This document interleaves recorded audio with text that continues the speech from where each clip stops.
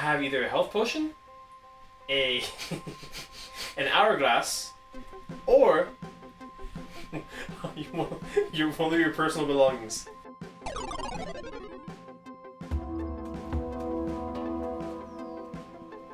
Hello everybody and welcome back to Study Break Tabletop. Today we're joined today with Elijah for the debut of a brand new series called Behind the Board. I'm your host, your humble bumble DM, Jonny, and for our first guest we have Elijah. Hello everybody, my name is Elijah Pestana. As you know from our countless adventures here at Study Break Tabletop, I'm one of the creative producers and also sometimes a player here for Study Break Tabletop. And I'm excited for our little show that we have here, Behind the Board. So what is Behind the Board, Jonny? So Behind the Board is a series where I, your host, your humble bumble DM Jonny, is going to go ahead and interview the cast and crew of Study Break Tabletop and ask them a few questions in regards to D&D, the shows that we've made so far, and the behind the scenes stuff. Today's topic will be D&D. Particularly, Elijah's introduction to DMing for the first time, his transition from being a player to a Dungeon Master. You have a background of theater, right? Yes, I do. You have an extensive background on theater, and I imagine that this approach, your background in theater has led to variations in the way you approach DMing. So that being said, for the first question, how has your theater experience influenced your approach to DMing, particularly in terms of storytelling and character portrayal? Well, let me go back all the way to the reasons of why I done performance in theater in the first place. From the small age of a young kid, I learned how to sing, act, and dance. I love to be able to be on a stage, to be able to sing to people, to be able to make people laugh. That was one of the desires I always had as an individual. And then later on, within my interactions, the first tabletop games themselves were just genuine board games with friends.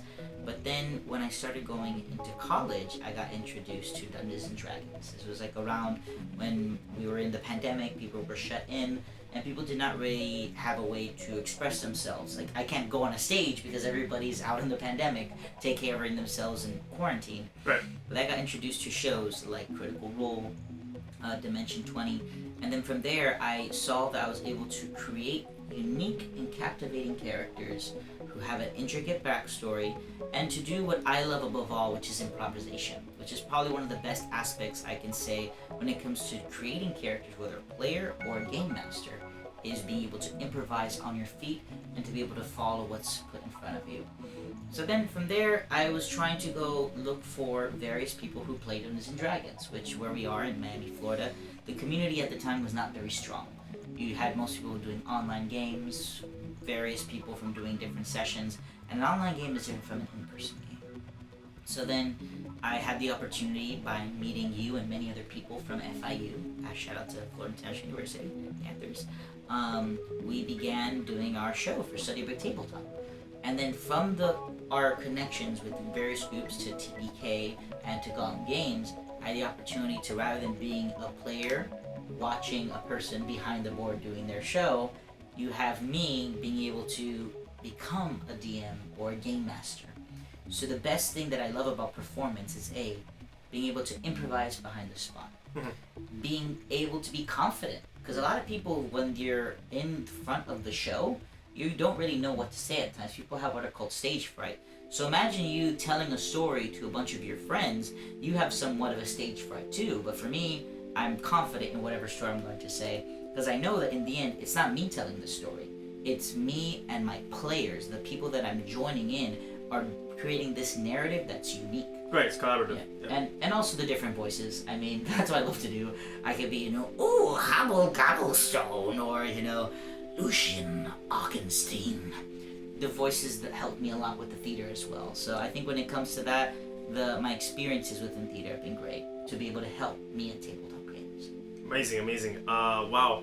I imagine that the theater has also helped you long before you started DMing, when you first started playing D&D in the first place, when you, as a player, did you feel more comfortable when you started playing D&D because of your theater background? Did you feel more at home? Yeah, hands down, because like I said, I come from, if I was one of the classes of D&D in real life, it's probably going to be a bard. Why? Because I love the aspects of performance and inspiring people through the things that I do. So just coming into this, it was like doing something with an improv group with my friends, or reading a script from a play, or creating a character for a radio narrative. right? And it comes from that aspect of me trying to be able to conform with what I've already previously known with performance and theater and radio and content creation, with is now becoming a player or being a game master with the players.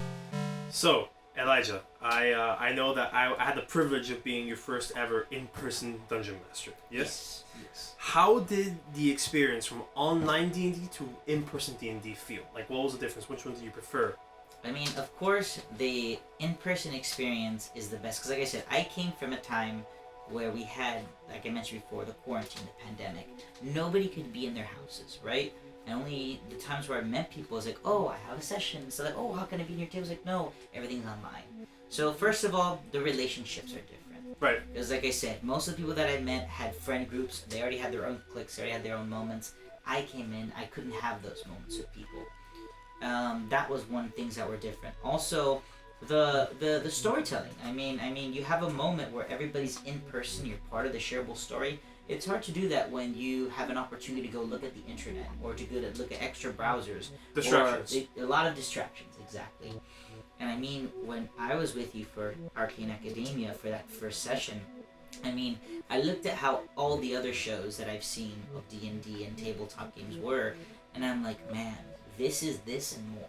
And that's why I love you as a storyteller, is because you are not focusing on what's on the camera, you're focusing on the players, which is a great, immense story. And then me just being able to see the world that you're building, and me as a player, how to contribute to that was, like I said, a high honor.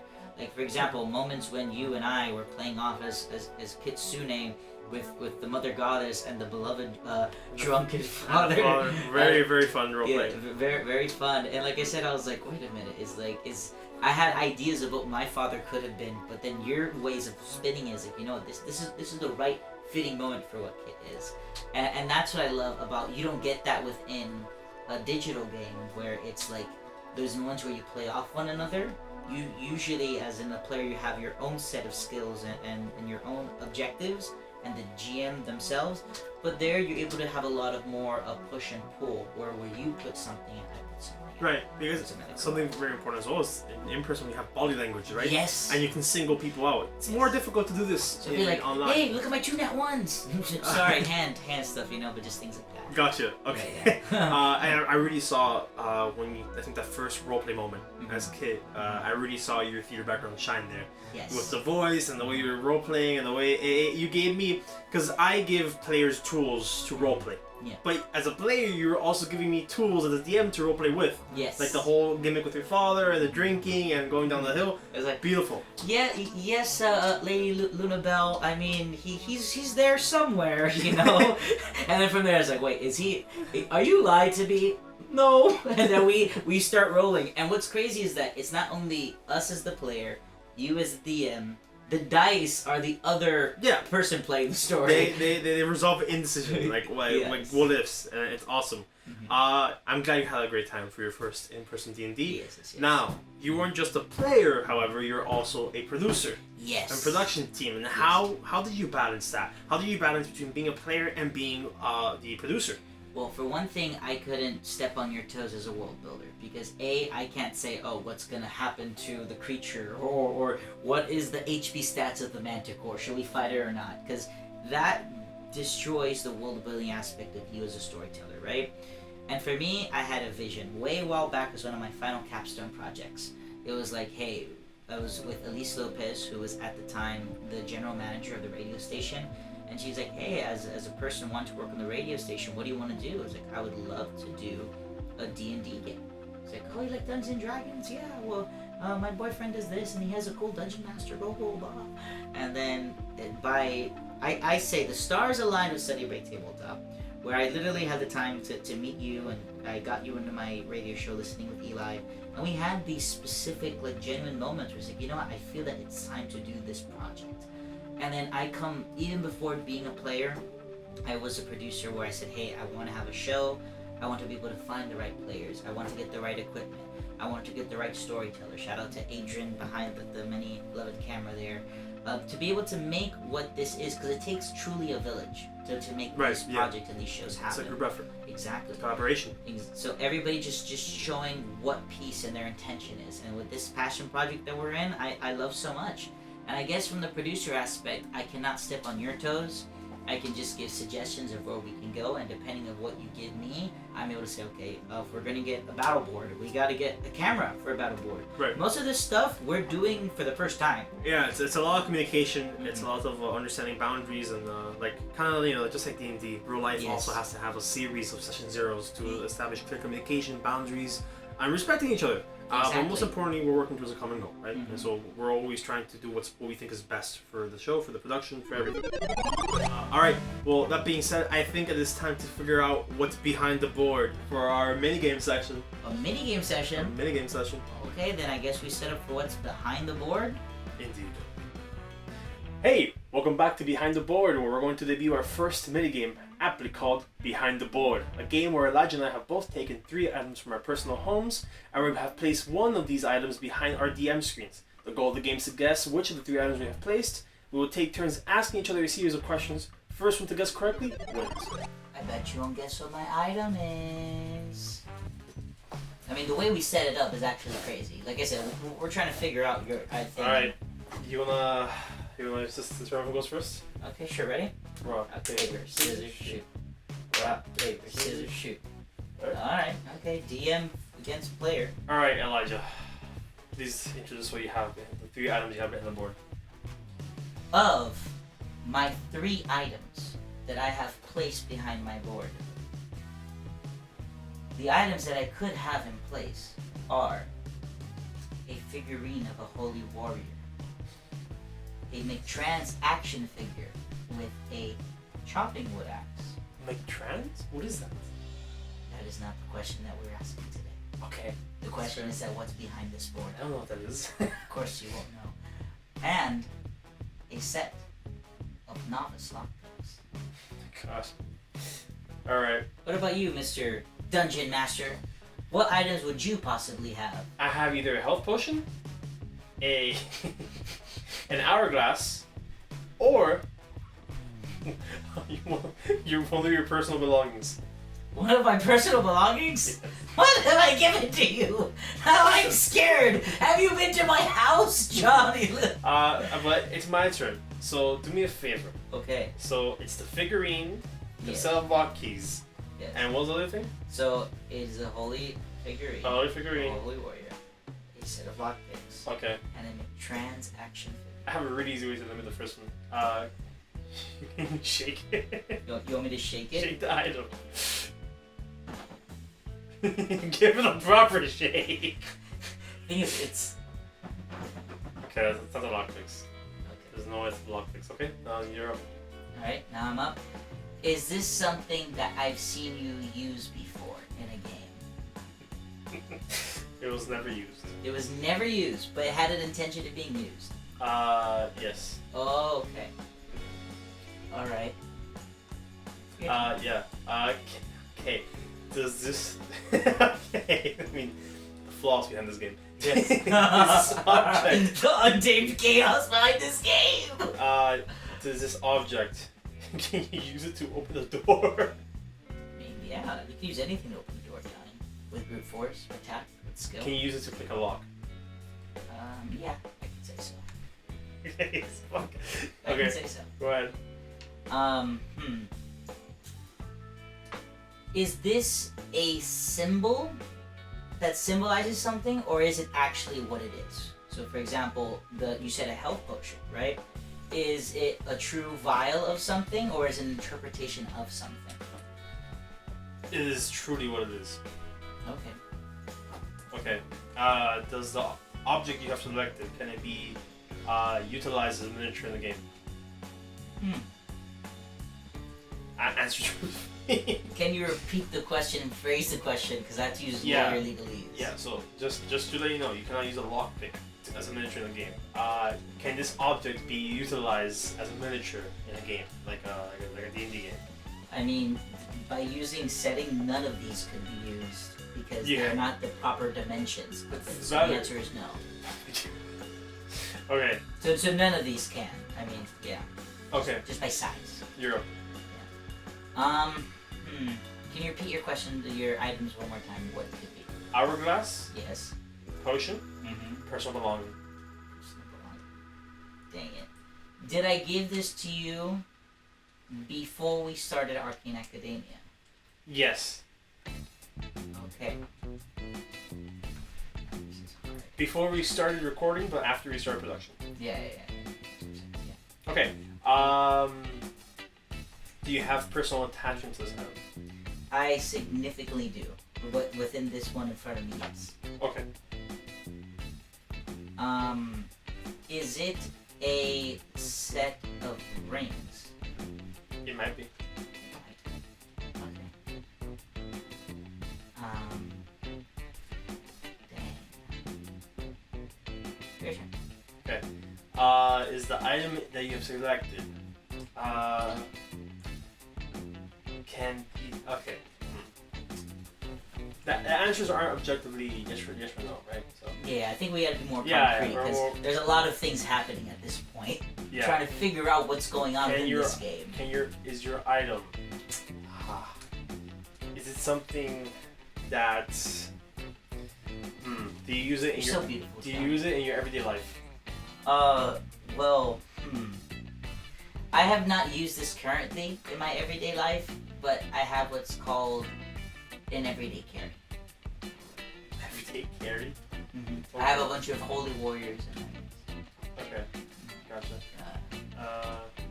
Let me ask you something. Uh-huh. You asked me if I can shake my items. Could you actually shake this item that you have behind me? I got it, don't worry. Okay.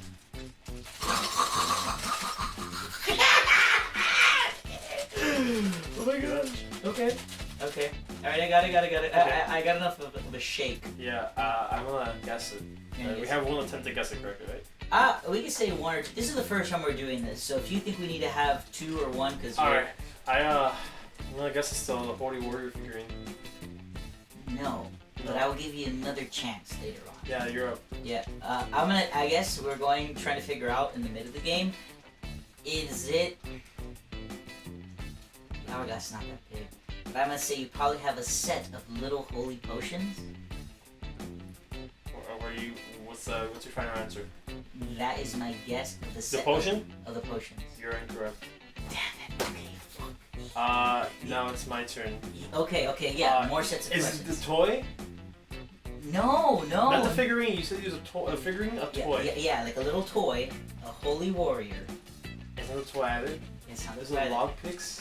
Is that your final, what's your final answer for the second? It was a toy, I asked if it was a toy. No, it's not. So it has to be a lockpick son. It's most definitely lockpicks. Okay. The personal items. Okay, personal yeah, items? wow, well, that's what lockpicks sound like when you shake them? I have 3 things in my hand. So I guess we have to show them in this case, right, Adrian, you think? Yes, please, at this point, reveal your items.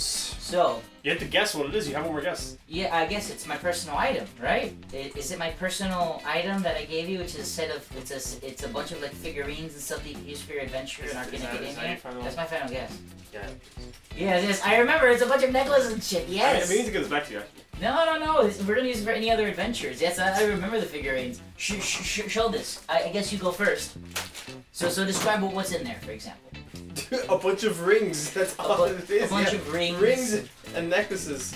So the idea is that if we had interactions with some characters or items, like for example, I you know what I imagine? Some perks in here too. Yep. Like I imagine you could remember that ring that Alex gave in one of the final episodes from his mother? Yeah. The signet ring? That could have been a signet ring that you could have given, stuff like that and stuff. But Johnny, yeah, show me the zoom camera. Yeah. So these are different He has items. green perks here. Don't let it distract you from the fact that he has green perks in here. Yeah. No, they're not. Those are jade figurines, stuff like that. I guess for me, these were... Let me see the lockpicks. Yes. This is my first lockpick set. Oh. My first set of lockpick sets. I want to show Computer, an stop. example. I thought when you said a set of lockpicks, I thought it was like a keychain of lockpicks. No. Computer, This stop. is my first. When I showed you one of my first Okay. iterations. So I don't know what is it. Is that my camera? Signature Yes, camera. it is. I have a family business of locksmiths, and I'm a professional. I'm certified. And the thing is that when it came to my skill and profession, my first training was not to have official sets of lockpicks. I had to make my own. So this just came from a piece of a broken lockpick set, and I had to find a random padlock. And this is what's called a pressure tool. This is called the lockpick, and you put it into place. You would play with it, fidget the different pins. I actually made a video on this on my YouTube, one of the first YouTubes I did during the pandemic. And once you have everything picked out, it's the idea that you're trying to lift all the pins together. And this is how I learned how to lockpick by myself, because my dad, he was focusing on the business. He didn't have time to teach me. So I had to teach myself how to be a locksmith, right? So I just picked over time, and from there, I learned a skill that could be marketed and traded upon, right? So this is one of the most memorable items I think I wanted to show you, because it was something that impacted how I want to be as an individual. My dad didn't have time to teach me. I had to teach myself, and I had to make my own tools. And that comes within the various things of what a bard is. A bard is an everyday person, right? And they Multifaceted road. Exactly, multifaceted road. But with expertise of bard, you can technically learn everything, and that's why in one of my birthdays, I think it was my 21st birthday, they made me a cake. And it was that time when I was trying to oversee my father's family business, because it was during the pandemic and it was going cruddy. And it had a bunch of like locks and keys, and it said Elijah Pestana, jack of all trades. And I think that's me, where I can be put anywhere, where it's a family businessman, a locksmith, a content creator, or storyteller. And what I have with this, I always have a thing to relax by with these lockpicks. Interesting. So yeah. Yeah, I just chose your rings. I don't think any personal significance. I thought it'd be a funny bit if I just brought your rings. I've been meaning to give it back to you. You gave it to me like a year ago. Yeah. And I have my little hourglass. Mm-hmm. It's actually a metal glass. Yeah. And I have this potion. That I think Yoel gave you, right? Yes. Okay. So Show the items again. Show them. So the item in our center. So and the idea is that the whatever was in the middle is the item we were referring to. This is my holy warrior figurine, right? This is something that I got from church, that they talk about the armor of God, the Holy Spirit. You got that from church? Yes. So church is playing Warhammer now? No. Because in the Bible they talk about the helmet of salvation, the breastplate of righteousness, the shield of faith, etc. Gotcha. And the McTrans action figurine I got from my Transpo conference. What is a McTrans? McTrans is a company. Oh my god. And then they gave these promo items. So if you want to shake it out. I really wanted this to be so you could see the movement. This feels like And this has a Lego hand axe. I almost started drooling, bro. That feels like a TikTok device thing. Really? Oh, or it makes you like tinkering within that. I feel like if I was ever an artificer, this would be my toy Okay. to play as my. What are those called? Like tinkering companions or something? For an artificer? A bomb. A bomb. Lord. And I have a question for you. Yes. Of both, of being a player and of being part of the production team, which one do you prefer more? Man, I mean, that is truly for me $1 million question. Why? Because if you do not have a production team, you don't have someone to press record, right? But if you do not have players, you don't have something that is worthy to record in the first place. I love that I am a sense of both, but I have the creative spirit where I feel that I cannot be one or the other. I feel like that if I am, let's say if we're recording a show, right, within our session, right, and I'm on the camera, it's like I see a person perform doing their like coffee line in the show, it's like I could probably do that, probably even better. Maybe have a different take, maybe have a different way of angle doing it. Or if I'm a performer in someone else's stage, since I had the background of production, from actual live stage theater production to professional recordings and multimedia camera setups, I say, hey, you know what? That camera's out of shot. Can you tilt it just a little bit to the side? And I guess that's me, not being a person who's the control freak, but just someone who says, hey, I want to be able to be a part of this vision, the collaborative experience. And it makes sense. You said it earlier. You consider yourself to be a bard, Yes. so it makes sense you want to do both, especially being into performances. You are, but if you had to choose one, if you had to either be a producer or a player, what do you prefer more? Do you prefer the creative expression and performance of being a player, or the also creative expression, technical expression of being behind the scenes and producing? I think, well, if we're talking like creatively, as a producer, you can be in the shot whether you like it or not. That's one thing, right? But I mean, being able to be a part of a world that you build continuously is what I love. So I probably would say, as a performer, the player aspect is what I love a lot. And then from there, if I want to be, let's say, because remember, a performer is not only the players, it's also the storyteller. So it's not only you're stuck within these roles. They're not strict within the places that you're being put upon. You could be, let's say, if from producer, you could become a director, focusing on the visions. And that's why I love the creative teams of Dimension 20.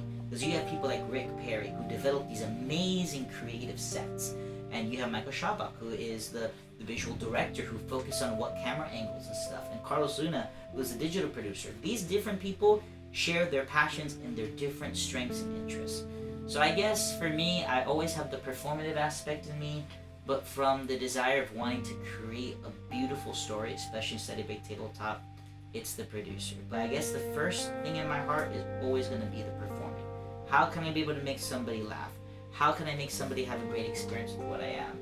And then whatever comes with the story aspect from production, I say, hey, here are my suggestions. Or here's my talents. Let me be an instrument to what your vision is. And I have to ask you, because me coming from this talk show question for me, because I come from wanting to aspire to be a talk show, it's like late night, right? I mean, what is the enemy of a dungeon master? What is the enemy of a game master when making a game? I mean, I already have one in my head, but let's see if it's that. For me, personally, it would have to be myself. Oh, wow. Because I get into my own head a lot, and I'm always worried on the players. Are they having a good time? Will they find this fun? One of the things I struggle with a lot is when there's a section that's like running like 10-15 minutes like in total, and we're doing a roleplay session with 1 or 2 players. The thing that's always in the back of my head is the other players. Are they getting bored? I need to go back to them at some point. I need to make sure that I'm not just focusing on these guys, I need to focus on these guys too, because I don't want them to lose interest or go to a bored or satisfied. And I get a bit insecure, like at the end I'm like, do you guys enjoy the session? How was the combat? That's why I always ask for feedback, because I'm always looking for ways to improve upon it. And it's been helpful every time, because then it makes me reflect on how I did as a player, so those things are great. Awesome. And it's good, that's that point. Mm-hmm. But it's always like, I'm always thinking of ways to improve and be better, and to make my players feel good, to make them feel empowered, to make them to have fun, while also trying not to sacrifice aspects of my style that make the game what it is in the first place. Jonny, I thought you said the enemy of a DM is scheduling. Well, you know, that's like a subplot enemy. A subplot enemy? Yeah. Because I mean, it's just difficult to get people in a game in the first place, right? I've had very good luck. But I never had to play with strangers. Oh. I've always played with my friends and my family. The first time I started playing D&D, it was Lost Prince of Fandover, and I was playing with my brother, my cousin, my girlfriend, and my uncle. You know, it's not that hard to schedule when we're all family. You go to your room. Hey, get out! We're gonna play D&D. That's what we're gonna do. But yeah, so it was fun. It was also a good time to spend time as a quality time as a family together. Because that's why, at the end of the day, yes, D&D is amazing, and it's a narrative, and it's a collaborative storytelling. But you're also spending time with the people you care about, people you love, and that's why, to me, my favorite aspect is making them feel empowered. Because I care about these people. I love these people. I want them to make them feel like badasses. Mm-hmm. I want to have a good time with them, and I want to make it feel earned and rewarding, and like the stakes and dramaticism. It's so good. Thank you for making me feel like a badass, man. Anytime, bro. Alright, well, anyway, this has been episode 1 of Behind the Board. It's been a pleasure to host and interview Elijah, producer of Study Break Tabletop and player of Plays Kit in Arcane Academia. Yes. And I am Jonny Leon, humble DM. Be sure if you could look at all of our adventures and stories in Study Break Tabletop. Don't forget to like and subscribe. And yeah, if you want to give a comment of how our show is and give suggestions, we'd love to hear that. And thanks for following our journeys here in Study Break. Do you want your rings back, or? No, that's for another adventure, Jonny. Alright. Alright, see you then, guys.